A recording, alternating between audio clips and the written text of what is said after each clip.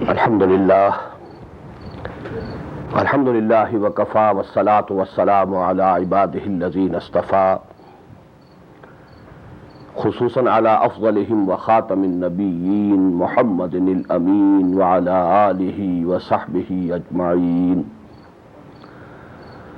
Amma ba'du faqad qala Allahu tabaraka wa ta'ala kama warada fi surati al-Hujurat. أعوذ بالله من الشيطان الرجيم بسم الله الرحمن الرحيم قالت الأعراب آمنا قل لم تؤمنوا ولكن قولوا أسلمنا ولما يدخل الإيمان في قلوبكم وإن تطيعوا الله ورسوله لا يلتكم من أعمالكم شيئا إن الله غفور رحيم إنما المؤمنون الذين آمنوا بالله ورسوله ثم لم يرتابوا وجاهدوا بأموالهم وأنفسهم في سبيل الله أولئك هم الصادقون.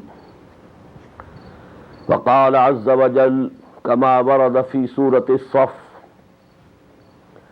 يا أيها الذين آمنوا هل أدلكم على تجارة تنجيكم من عذاب أليم تؤمنون بالله ورسوله وتجاهدون في سبيل الله بأموالكم وأنفسكم ذلكم خير لكم إن كنتم تعلمون. صدق الله العظيم.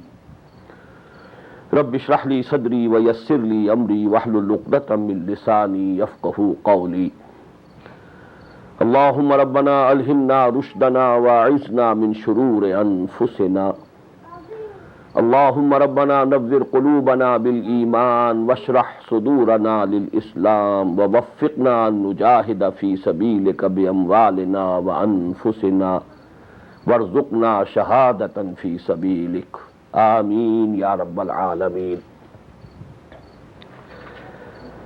Before proceeding further to a discussion regarding the relationship between Iman and Jihad fi Sabilillah and the relationship between Iman and Amn, that is the inner peace and tranquility of man, let us review the previous lesson in another way. That is the relationship and the difference between Iman and Islam, which is a very important and tricky subject, and it's the irony of fate, it has been equally ignored. Now I have to make 5 points today. First of all, Iman and Islam, and Mu'min and Muslim. These words are mostly used in the Quran as synonyms, having the same meanings. Why? Because Iman is within the heart, Islam is the external manifestation of that Iman. Now in a normal person, normal and healthy person, if both these things are present, Iman within, Islam in the external behavior, then you may call him Mu'min or Muslim, it makes no difference. Call the rose by any name, it will smell as sweet. So mostly these two words are used as synonyms. Point number 2. Nevertheless, there is a difference between Islam and Iman. And let me make 2 points here. What are the proofs? What are the arguments? That they have different connotations. Number 1 is the general principle that no two words of a language can have the exactly same connotation. The words are coined on the basis of some need to express something. They may be very close to each other, they may be very similar to each other, but they cannot have exactly the same connotation. There can be no example in any two words of a language, any language. This is the general principle. And secondly, we have the proof from the Quran, because in the ayah number 14 of Surah Al-Hujurat, which I have just recited, Allah subhanahu wa ta'ala is rejecting the claim of Iman of the Bedouins, some of the Bedouins, but accepting them as Muslims. قالت الأعراب آمنا قل لم تؤمنوا ولكن قولوا أسلمنا ولما يدخل الإيمان في قلوبكم. These Bedouins are claiming that they have come to believe. Tell them, O Muhammad sallallahu alayhi wa sallam, you have not at all come to believe. Don't be mistaken. You have not become Mu'mins. All you may say is that you have become Muslims. وَلَمَّا يَدْخُلِ الْإِيمَانُ فِي قُلُوبِكُمْ. You know, to emphasize more, till this time, Iman has not entered your hearts. So, rejecting the claim to be Mu'min, accepting them to be Muslims, what does it mean? That they have some different connotations. Now let me add here, there are two other pairs of Islamic terms which have the same, relationship. And this relationship, our ulama have denoted by the words Aam and Khas. Something general and something particular. Islam is Aam. Iman is Khas. What does it mean? Every Mu'min must necessarily be a Muslim. But every Muslim is not necessarily a Mu'min. Is it clear? The same is the relationship between Nabi and Rasul. Nabi is Aam, general. Rasul is particular, Khas. What does it mean? Every Rasul was a Nabi also, necessarily. But every Nabi was not a Rasul. The same relationship exists between jihad and qital. Jihad fi sabilillah, qital fi sabilillah. Jihad fi sabilillah is general. Qital fi sabilillah is particular. Qital is jihad fi sabilillah, but every jihad is not qital fi sabilillah. And let me quote here, for those who want more understanding and knowledge, there is a principle, a formula coined by some of our, ulama. إِذَا تَفَرَّقَا اجْتَمَعَا وَإِذَا اجْتَمَعَا تَفَرَّقَا. The two words of these three pairs, when they are used separately, they have the same meaning. But when they come at one place, they have different meanings. Iman and Islam being used in the Quran in different places, Mu'min and Muslim, they will have the same meanings. But here we find قالت الأعراب آمنا قل لم تؤمنوا ولكن قولوا أسلمنا. At one place both have been mentioned. Here تفرقا, they are different. Point number 3. To have a very clear idea of what is the difference between Islam and Iman, you just imagine, Iman, divide it into two parts. Number 1, legal Iman, here real Islam. This legal Islam based on Shahada, Iqrarun bil Lisan, verbal attestation. This real Iman is the Tasdeequn bil Qalb, that is the Yaqeen fil Qalb, that is the conviction in the heart. At the level of legal Iman Iman and Amal are separate entities. At the level of real Iman, they become one organic whole. Amal becomes integral part of Iman. This legal Iman is the basis of Islam, and it becomes the basis of the legal structure of Islam, the social order of Islam, the constitution of a Muslim state. But all these three things are in this world. This Islam, our legal Iman, is creditable only in this world. And on the day of judgment and in the hereafter, the real Iman, judgments will be accordingly and based on the real Iman. Only the real Iman will be creditable. It might be more, it might be less. That's a different question. That's the quantitative side of this issue. But there must be essentially this real Iman in the heart. If, now what is the corollary? Maybe there is a person who is acknowledged in this world as a Muslim, rather the greatest leader of the Muslims. But maybe on the day of judgment, Allah subhanahu wa ta'ala, because He sees to the hearts of the people. And if he doesn't have real Iman, this legal status of his in this world, being the leader of the Muslims, will be of no use on the day of judgment. Will give him no credit on the day of judgment. If the heart was devoid of the real Iman,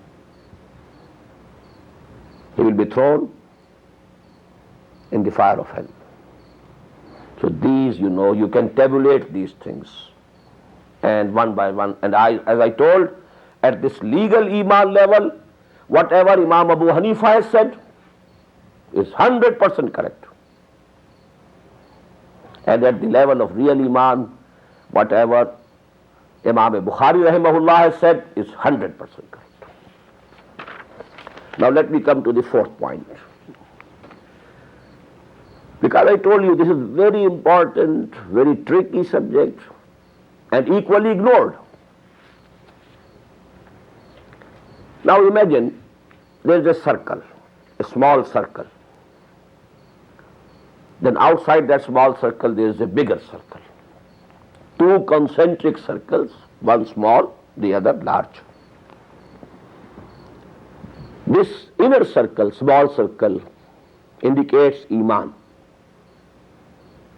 The outer circle, it indicates Islam. And beyond this circle, it's kufr. So you have now three. The inner circle, Iman. Outer circle, Islam. And then beyond that, kufr. Now what is the position of Khawarij that I told you? If any Muslim commits a major sin, he is out of the circle of Iman, out of the circle of Islam, he plunges into kufr directly. Gone. Biggest mistake, biggest blunder, made in the very early days of Islam. The Khawarij started in the days of the Caliphate of Hazrat Ali radiallahu ta'ala. The biggest blunder. What is the position of the Mu'tazila and Ahl Tashayyuh? If somebody commits a major sin, he is out of Iman, out of Islam, but doesn't go to kufr. He is somewhere in between. Not acceptable. There is no man's land between Iman and kufr, between Islam and kufr. The illogical stand. Now the stand of the fuqaha and muhaddithin, as I explained yesterday, that's very similar to each other, very close to each other. And it is correct. Imam Bukhari, Imam Muslim, both. If you compare, there is some difference of interpretation. But basically they are both correct. But to a common man today, it becomes very difficult to understand. The easiest way to understand is that if a person commits a major sin, or a sin for that matter, please take these children away. I told in the very first day. I'm stopping here. I can't.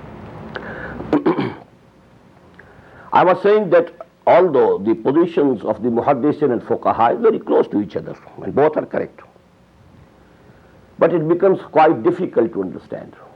The easiest way to understand is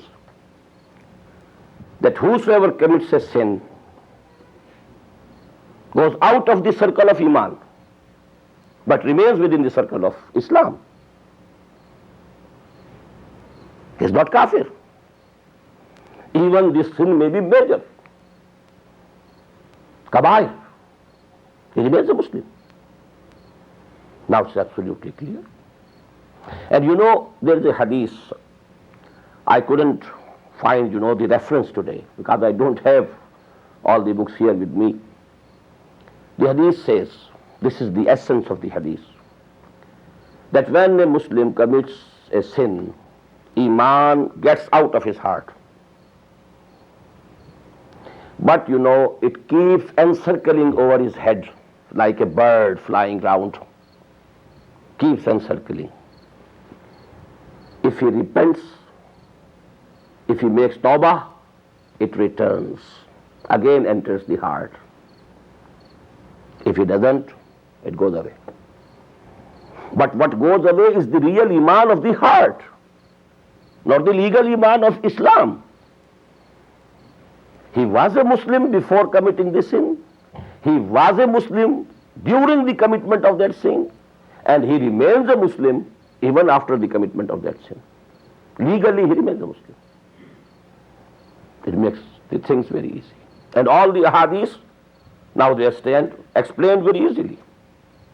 La yazni zani hina yazni wa huwa mu'minun. Yes, he is not mu'min at his heart, but he is a Muslim.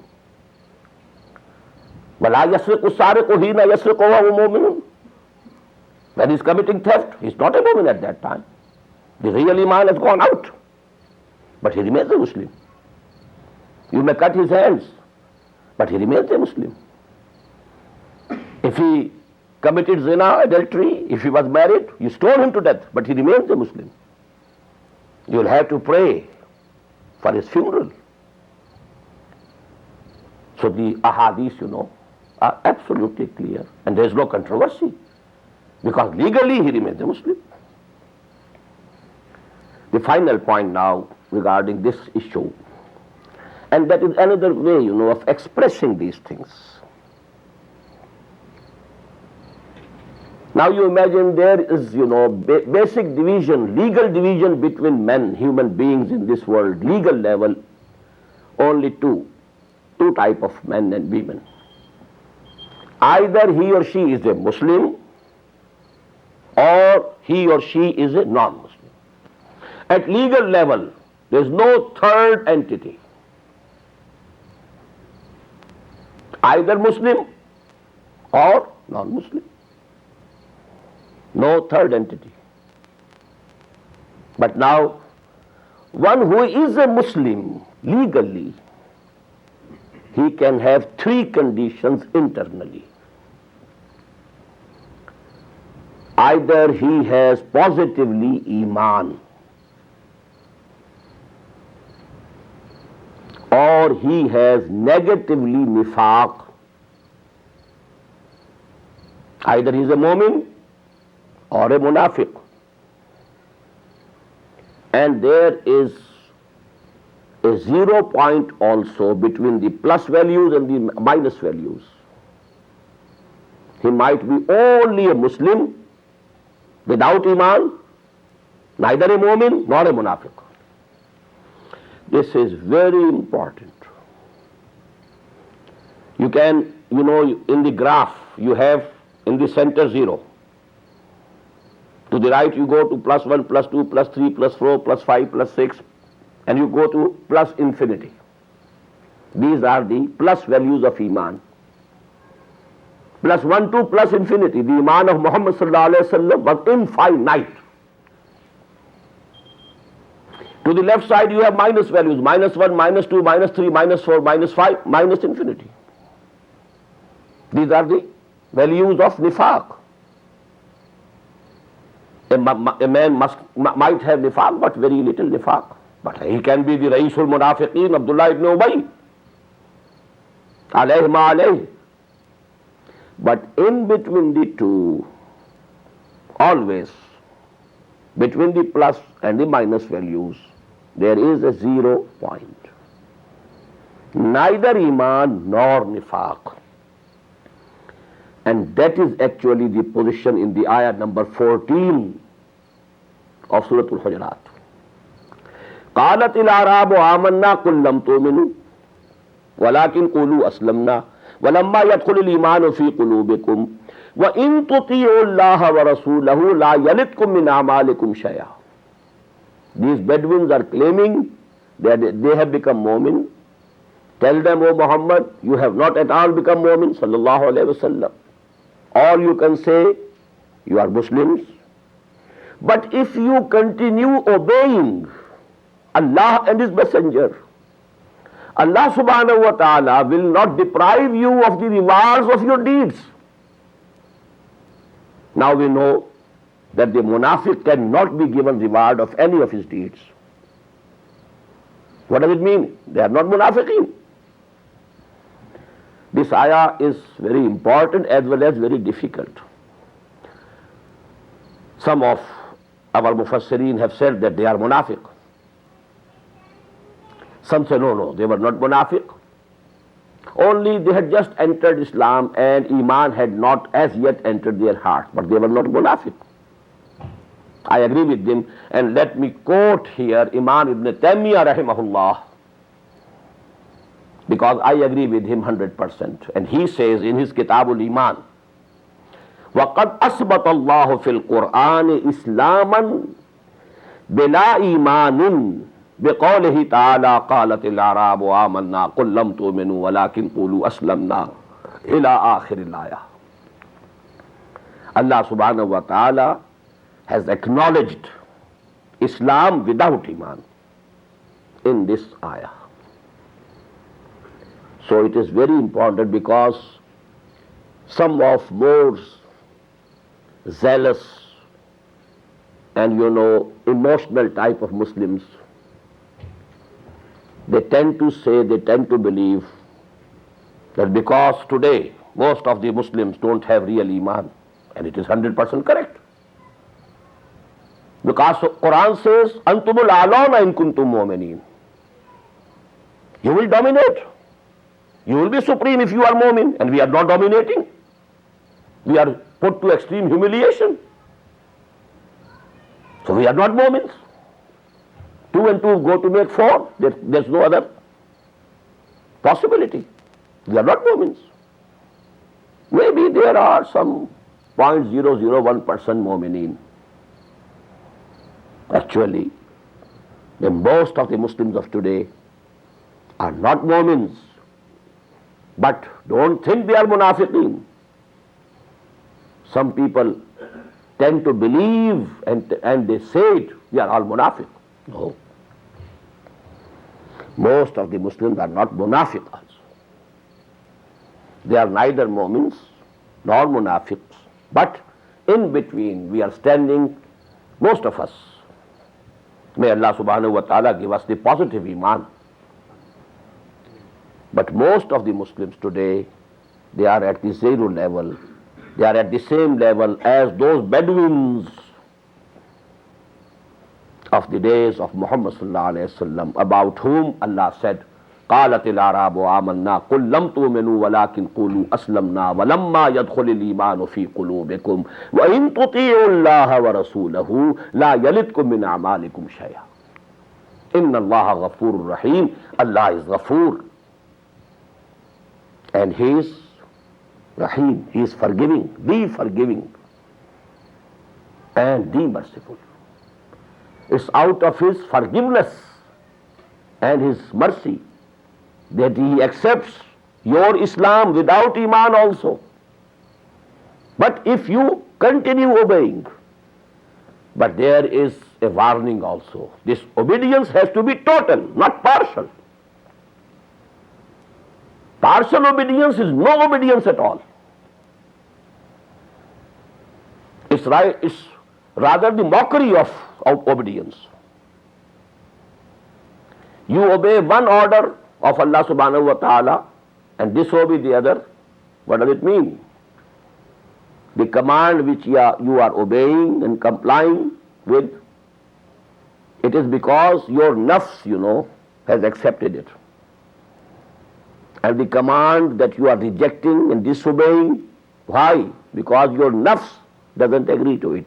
In both ways you are accepting and obeying your nafs, not Allah subhanahu wa ta'ala. If you are obeying Allah, then you had to obey all of His commands. And there is a very stern warning in the Quran. أَفَتُؤْمِنُونَ بِبَعْضِ الْكِتَابِ وَتَكْفُرُونَ بِبَعْضٍ.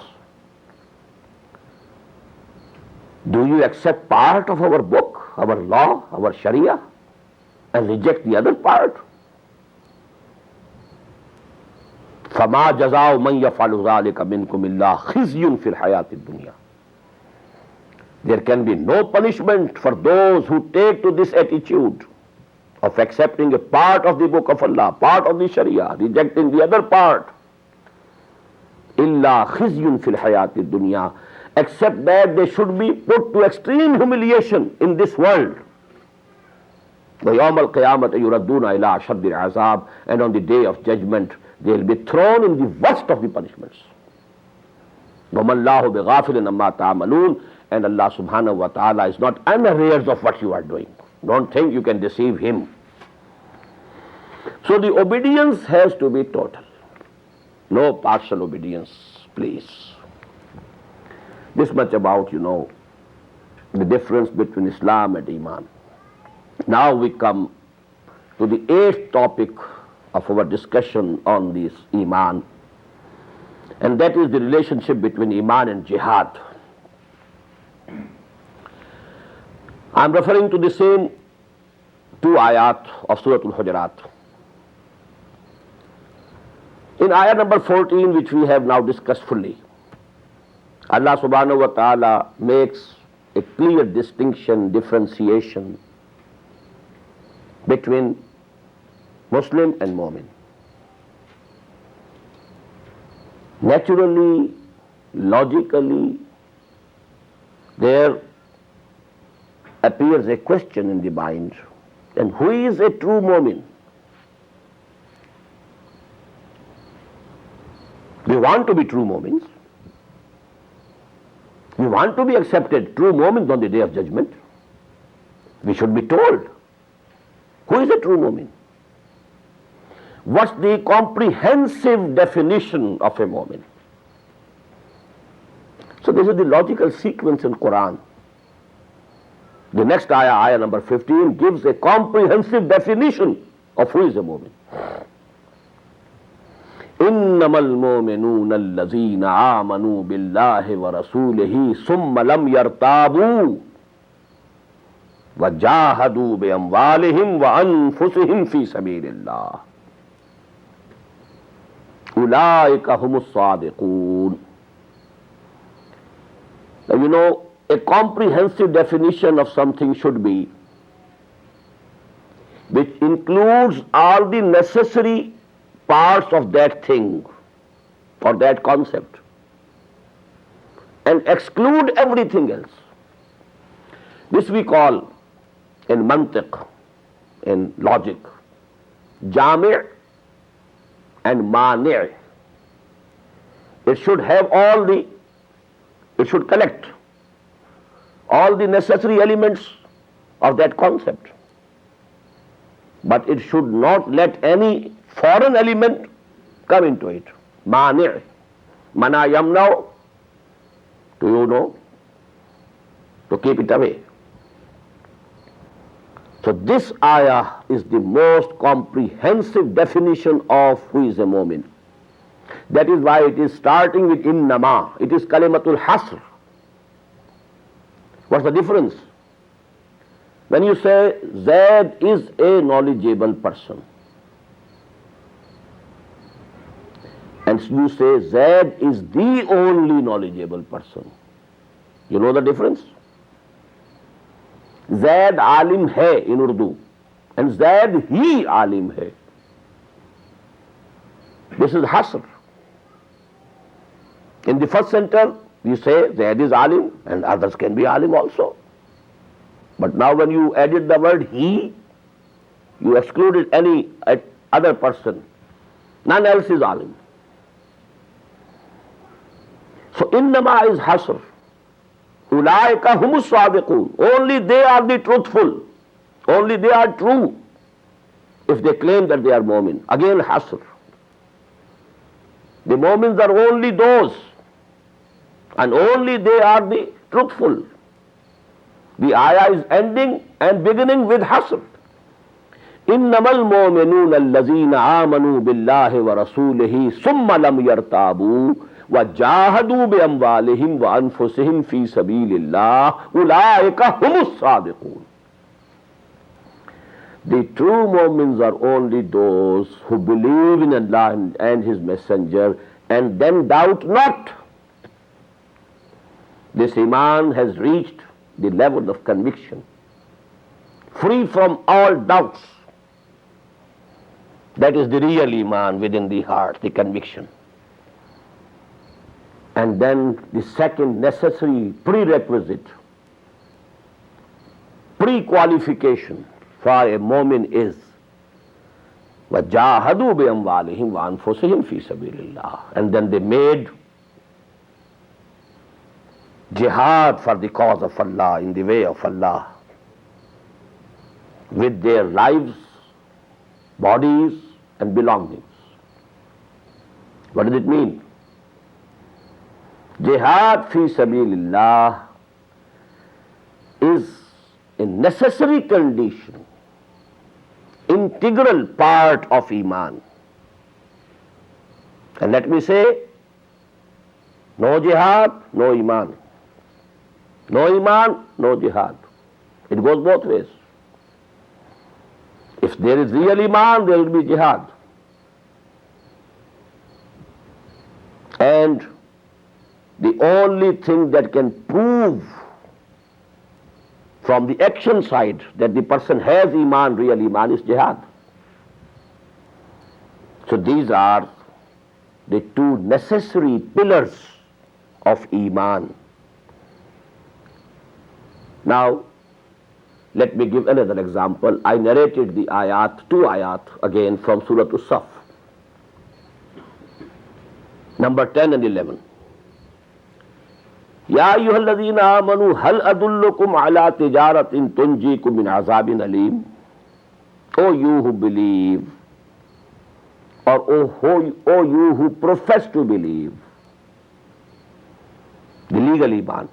The people who are being addressed are those who have legal Iman. They are Muslims.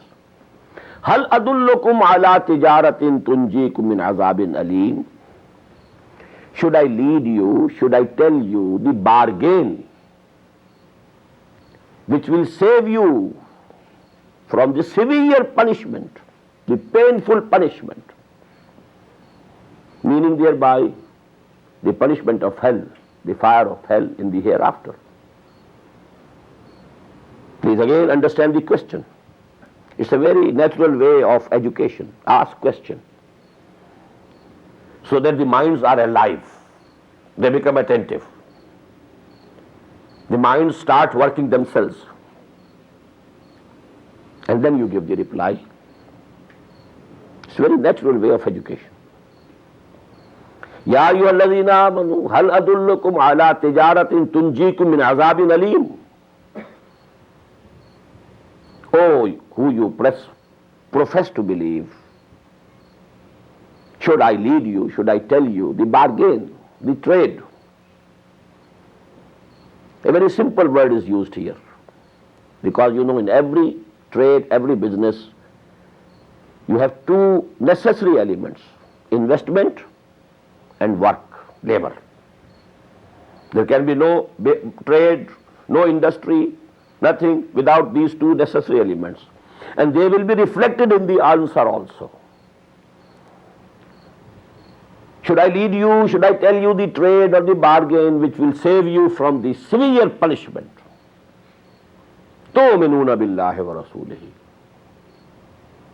Have real faith. Now you have to add the word real, because people who were addressed were also Mu'mins. Ya ayyuhallazina amanu.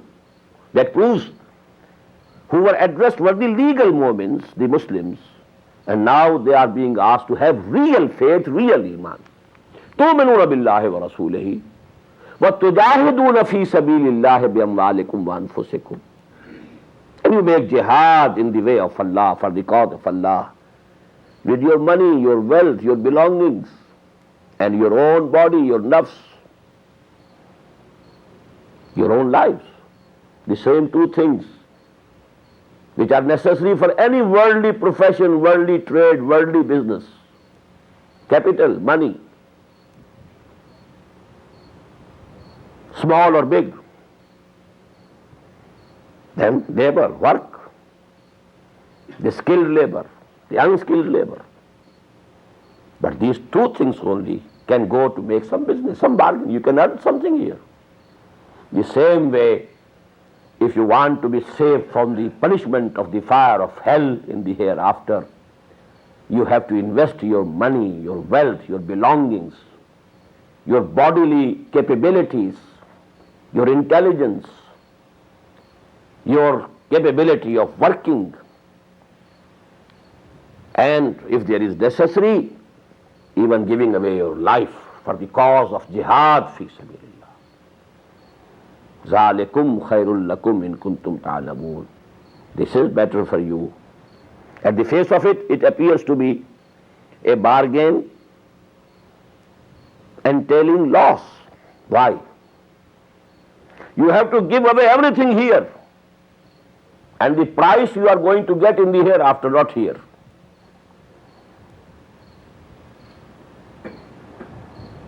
إِنَّ اللَّهَ اشْتَرَى مِنَ الْمُؤْمِنِينَ أَنفُسَهُمْ وَأَمْوَالَهُمْ بِأَنَّ لَهُمُ الْجَنَّةَ. Verily, Allah subhanahu wa ta'ala has purchased from all the Mu'mins their lives as well as their belongings in exchange for Jannah. And Jannah you will have in the hereafter, not here. And you have to spend everything here. Your energies, your time, your money, your capital, your belongings. And if there is need, even your life. But if you have the real knowledge, then you will know that this is good for you, this is profitable, this is beneficial. Now what's the inevitable logical conclusion? You cannot hope of salvation, you cannot hope to be spared from the fire of hell without jihad fi sabilillah. Such an important thing. And in the same way, as we have ignored, the subject of Iman, we have also ignored what is jihad. There are very great misconceptions about jihad. I propose to have 2 full sessions on this subject. The meaning of jihad and the stages of jihad. In the same way as I am speaking about Iman, what is the literal meaning of the word jihad? What's the technical definition of jihad? What are the stages of jihad? What are the preconditions and prerequisites of every stage of jihad? So we'll be speaking, inshallah, about all these things in the next week. But suffice here to say, in brief, here also, in this discussion of Iman, I want to include, a little portion of that. To be very brief, what is jihad? Jihad means struggle for some cause against the obstacles and obstructions and the opposing forces. You have a cause before you. You want to accomplish it, proceed towards it. There are obstacles, hindrances, obstructions, opposing forces, resistance. To struggle against these obstructions, obstacles, against this resistance, against these opposing forces, this is jihad. Now, we are talking about the real Iman now, not the Iman, the verbal attestation we all have already. That we had due to our birth. We were born of Muslim parents, so we are Muslims. Now you visualize real Iman when it enters the heart of a person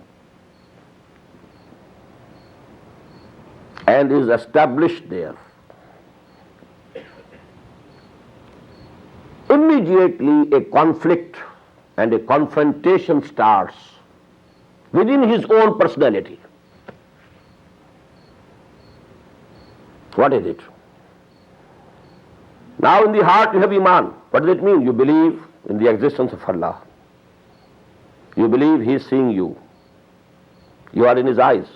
You can't hide from Him. You believe you have to return to Him one day. You believe you will have to present your account of whatever you have done here. You believe there is going to be reward, either good reward or punishment. There will be no place to run away, no corner to hide, nothing of the sort, no power to protect. And then you know this is halal and this is haram. Allah subhanahu wa ta'ala, I have accepted all His commands. وَقَبِلْتُ جَمِيعَ أَحْكَامِهِ آمنت باللہ کما ہوا بأسمائہ وصفاتہ وقبلت جمیع احکامہ. This is in the heart. And now from the lower levels of your existence and your personality, there are coming storms, cyclones, or what? In the words of Freud, the id and libido. In the words of Quran, the nafs-e ammara, inna nafsa la-ammaratun bis-su. The animal instincts. What are the basic animal instincts? Preservation of the self, preservation of the species. You need food. You have the sexual desire, the sexual urge. And all these animal instincts are blind. They don't know what is halal, what is haram. They want their sensual gratification, that's all. Satisfaction. We don't know what is halal, what is haram. This urge has to be satisfied. Then, added to these, there are the carnal desires and lusts. The sexual urge, in animals remains within certain limits.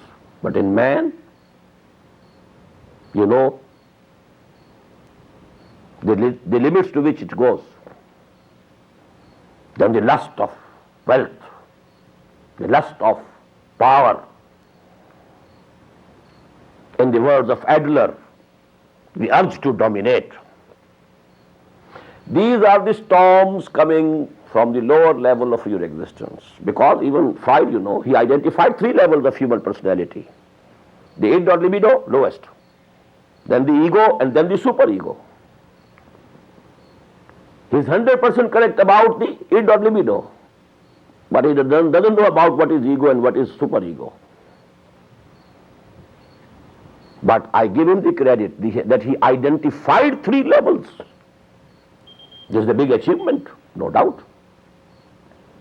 A person who is not seeing with the light of the Quran, even if he was able to observe these 3 levels, And he admitted there is a conflict between them. Ego wants to suppress these desires and lusts. And these desires and lusts want their full satisfaction and gratification. So this is the conflict between evil and good within your own personality. I don't see what is happening within you, and you don't see what is happening within me. But each one of us knows it is going on all the time. This conflict, this confrontation is going on and on. As Ghalib said, ईमा मुझे रोके है तो खींचे है मुझे कुफ्र, काबा मेरे पीछे है कलीसा मेरे आगे. I'm being torn. My personality is being torn. Opposite pulls. There is the pull of the divine spark, of the Ruh Rabbani. It wants us to go higher and higher up, seek the proximity and pleasure of Allah. And this id and libido, the carnal desires, and the animal instincts, they are pulling us down. So the first and the foremost jihad, as the Prophet said sallallahu alaihi wasallam, al-mujahidu man jahada nafsahu. The real mujahid is he who can make jihad against his own nafs, control them. He was asked a question, direct question. Ayyul jihad afzalu ya Rasulullah. Which jihad is supreme, most important, afzal? The answer was, an tujahida nafsaka fi ta'atillah. Struggle against your id or libido, your animal instincts, your carnal desires, control them. As Quran says, amma man khafa maqama rabbihi wa nahan nafsa anil hawa. Whosoever fears, trembles at the very thought that he will have to stand before his Lord one day. He will be answerable, accountable. And then he pulls the reins of his nafs, his id and libido, controls it. I told you last evening, and I want to add one point to that. I told you, this real battle between evil and good is going on between the two levels of our own personality, within our own selves. Then there are abetting and helping agencies or forces, and some of these are invisible, some are visible. Invisible, the shayateen jinn, they excite instincts, your id, your libido, excite them. There are the angels. They support you. Go ahead, do good deeds. إن الذين قالوا ربنا الله ثم استقاموا تتنزل عليهم الملائكة ألا تخافوا ولا تحزنوا وأبشروا بالجنة التي كنتم توعدون. Both these agencies, they are invisible, Malaika as well as the jinns. Shayatinul jinn, and then here are the Malaika. Then there are visible human callers to the wrong path, the callers to the right path. People calling you to go astray. They are the shayatinul ins. That is why, in the last surah of the Quran, قُلْ أَعُوذُ بِرَبِّ النَّاسِ مَلِكِ النَّاسِ إِلَهِ النَّاسِ مِنْ شَرِّ الْوَسْوَاسِ الْخَنَّاسِ الَّذِي يُوَسْوِسُ فِي صُدُورِ النَّاسِ مِنَ الْجِنَّةِ وَالنَّاسِ. The khannas and the shayateen, they are among the jinns also and among the men also. Then there are the callers who are calling you to the right path, the prophets. And you know, whosoever has taken upon himself the same mission that the prophets had, al-ulama warasatul anbiya. But if they are real alims, not businessmen in knowledge, not dealers in knowledge, not professional, real alim, they are the warasatul anbiya. They are doing the same mission. So keep this in mind. Real evil, real force of evil is within you. Abetting it is the shayatunil jinn from the invisible side, and people who are calling you to go astray at the human level also, visible. The real good is within you. That is your nafs al-lawwama. That's your ruh al-malakuti. That's your ruh rabbani, wa nafakhtu fihi bil ruhi. And supporting it are the angels, the invisible ones. And again, among men you have people who support you, who help you, who show you the right path, who call you to the right path. Now coming to the jihad. After this iman entered the heart and was established there, this conflict within the personality started. But this doesn't end there. Now you have a society around you. It has its own norms, its own values, its own traditions, its own pressures. If this society is a reformed Islamic society, there is not going to be any conflict. But if this society is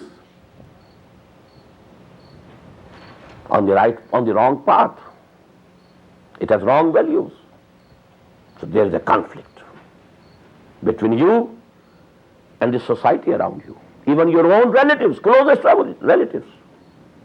That is why Quran says, Ya ayyuhalladhina amanu inna min azwajikum wa awladikum aduwwan lakum fahzaruhum.